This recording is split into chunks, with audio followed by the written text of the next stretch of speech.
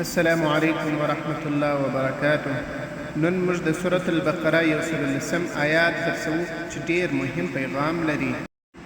لمونځ قائم کړئ او زکات ورکړئ او کومه نیکي چې تاسو د ځان لپاره مخکې ولېږئ هغه به د الله سره په آخرت کې پیدا کړئ. بېشکه الله ستاسو ټول عملونه ویني. په دې آیات کې الله تعالی درې مهمې خبرې کړي. اول، لمونځ قائم کړئ. لمونځ یوازې ادا کول نه، بلکې په اخلاص او په وخت سره او په صحیح طریقې سره ادا کول دي. زکات ورکړئ.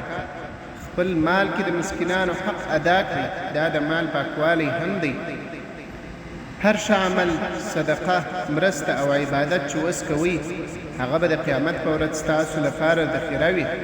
الله هر څه ویني. هیڅ عمل د الله له نظره پټ نه پاتې کیږي.